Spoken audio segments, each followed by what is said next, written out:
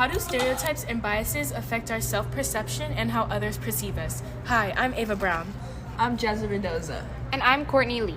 Today we will be answering this question by discussing how religious discrimination negatively affects an individual's long-term self-esteem throughout their lifetime.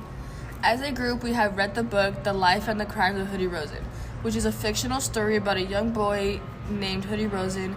His entire community of Orthodox Jews were pushed out of their home and were moved into a new town where they were not accepted. Now we will hear what Ava has to say.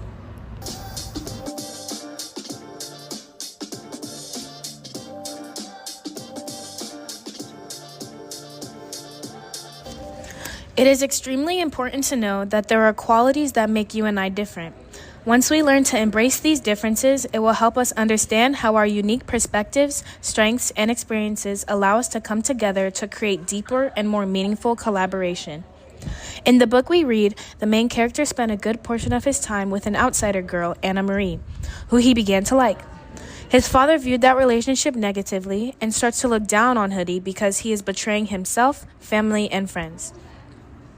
Even though Hoodie saw nothing wrong with his actions, there was a deeper meaning behind it. He broke the law of the Torah, which is a compilation of the Hebrew Bible, which, despite his good intentions, caused him to be looked down upon. My takeaway is this: it is vital to understand how people of different backgrounds with diverse identities can perceive each other with grace and have social interactions without malicious intent while still embracing each other's differences. Once the public can include this in their daily lives, unrighteous prejudice can simply be avoided. Thank you for listening, and now time for Jasmine.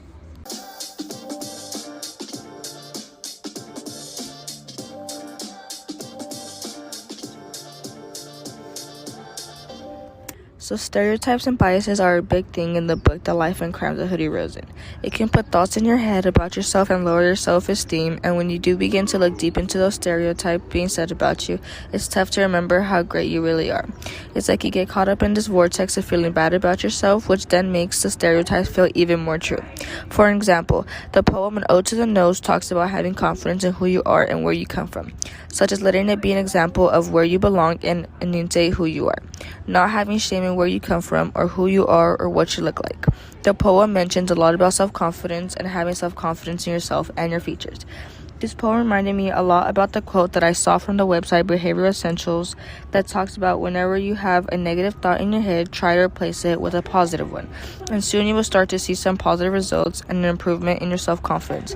I decided to connect these two because they both have similar thought of being positive about yourself and having self-confidence. Now let's hear what Kourtney has to say.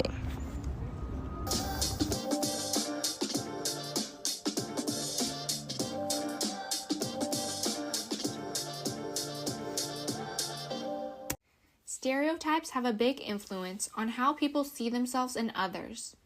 Everyone experiences them in different ways, sometimes positively, but often negatively. In the book, Anna Marie makes it clear that she only sees the main character, Hoodie, as a friend and only finds him interesting. This moment shows how someone else's view can shape a person's identity. Later in the story, it's mentioned that a group of shooters were radicalized by anti-Semitic religious groups that were driven by hatred towards Jews.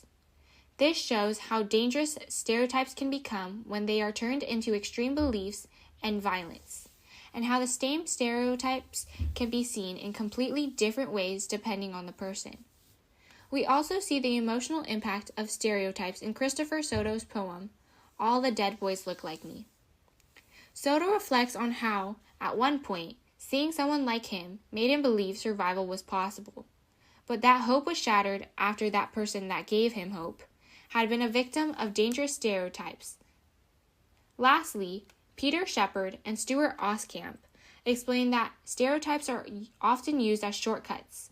People rely on them because they make the world feel easier to understand, but this thinking can harm how people see and treat each other.